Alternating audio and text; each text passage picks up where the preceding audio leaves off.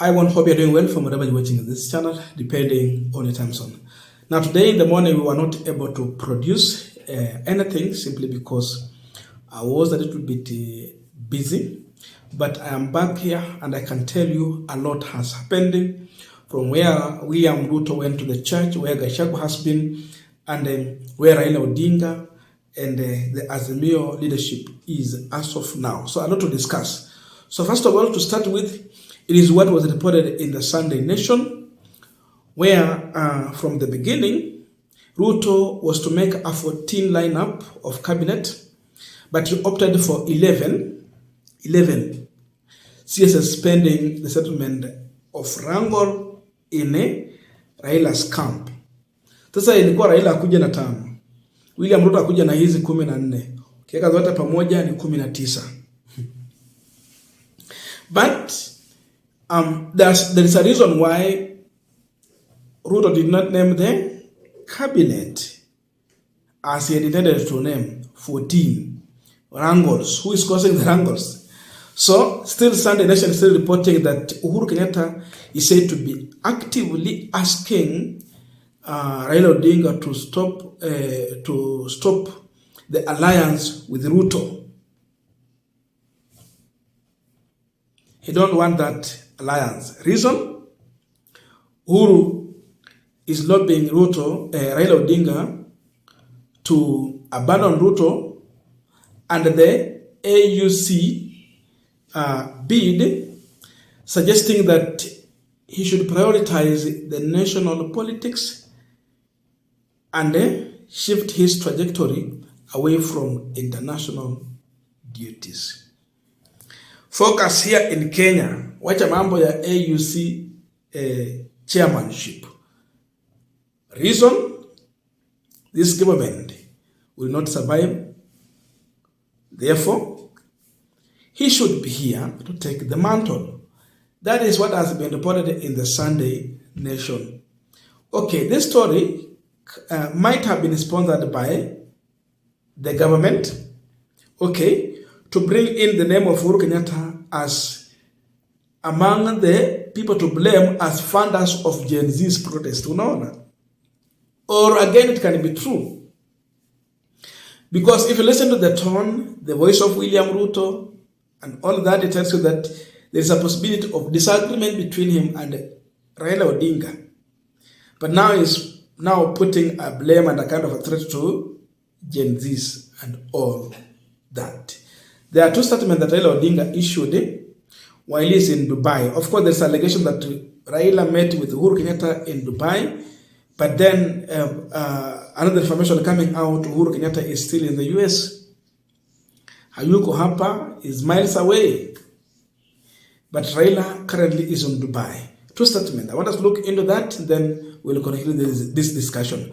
But before we go deeper into that, just a quick request for those who are watching and you have not yet subscribed, please consider subscribing. To our returning subscribers, I must say thank you so much. And again, to all our viewers, please give this video a thumbs up. Thank you so much, and back to our discussion. By the way, I have fully recovered. I had a problem. I was so sick. You even saw me putting on glass because I could not see clear. There was some discharge coming from my eyes. And the last time I put on that very same glass, it was in 2019. Yes, 2019. But for a long time, I did not use. And I thank God that I have fully recovered. You people, you really wished me a quick recovery. And indeed, God has answered that prayer. So I'm well. Now, 2 statements from Raila Odinga. The first one is here. Kitu alisema ya kwanza ni kwamba this one was shared on his Facebook page, making it clear to the young, resilient generation of our nation. I would like to address you this morning. I agree that justice must come first before any talks. Toward this end, I stand with you that there must be compensation of every victim of police brutality, dismissal of all protest-related cases, release of all abducted and those in jail, resolution of outstanding health care, yani mambo ya health workers and that, and education, JSS teachers, grievances. And then a reverting of our public health insurance back to NHIF and to discard SHIF. Then a prosecution of all security sector perpetrators who have facilitated atrocity on peaceful Kenyans. Once these issues are resolved, we can focus on a national conversation and conduct transparency in a neutral venue. So those are the things that Raila Odinga is demanding to be met before he go to any dialogue with anyone. It is my proposal that representative of this conversation should also come from various sectors, including youth, government, religious leaders, healthcare professionals, lawyers, and teachers. It's going to be William Ruto Manani.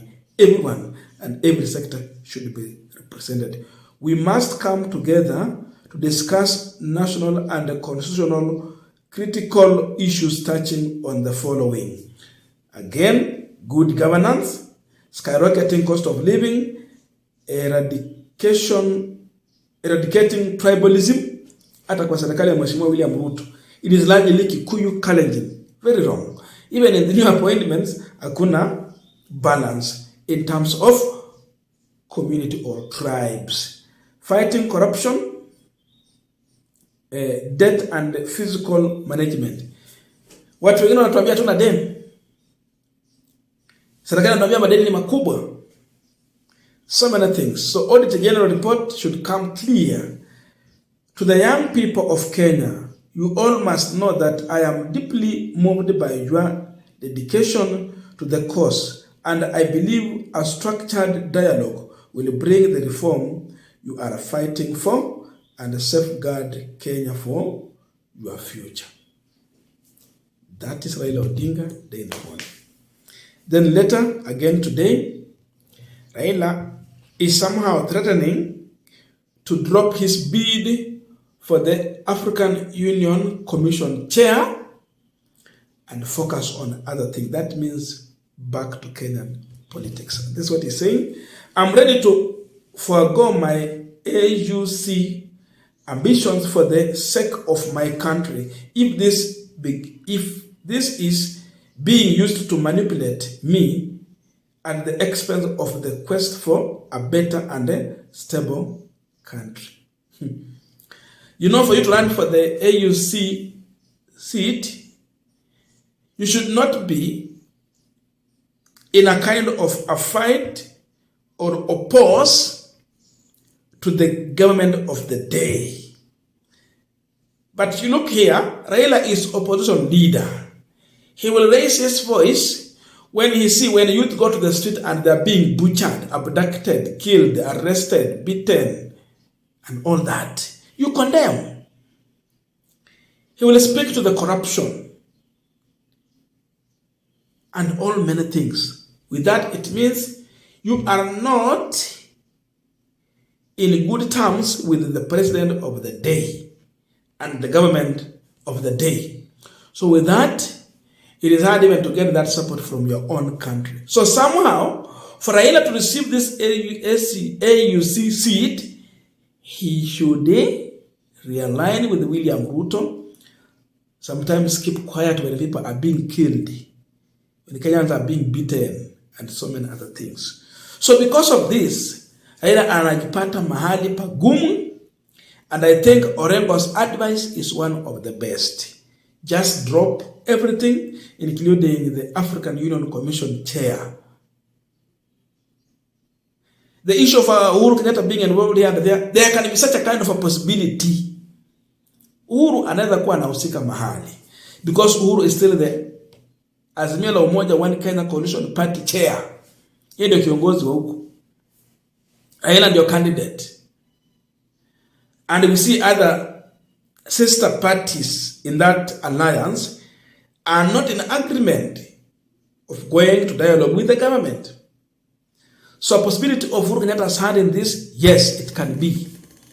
A push to stop Raila from focusing on international issues and focus on Kenyan politics, yes, there can be such kind of a possibility. And that's why you see the push and pull between Raila and William Samoei Ruto. So Raila is still anaweka hot and cool air at the same time. But then this one tells you, he might be preparing to get out of this dialogue and focus on other things. The truth is that if you have a serious presidential candidate,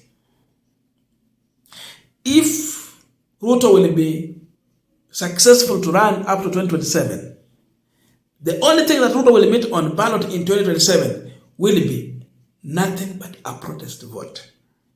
So Raila's win for African Union Commission chair is a win for William Ruto, because then that is the biggest threat in front of William Samoei Ruto. Who is the big threat? Raila going into dialogue with William Ruto means a win for William Ruto. Raila taking 5 cabinet secretaries, hata wakimpea 10, it is still a win for William Ruto, because he wants to be guaranteed his re-election. But having a serious force opposing you, it is still dangerous. So with all that, we see Raila, who is about to make a decision, but it's not yet clear on which path. But it seems like he might be dropping the issue of dialogue or joining the government. I don't know your views, but let us meet in the comment section to continue with this discussion. Thank you so much, and see you in our next video.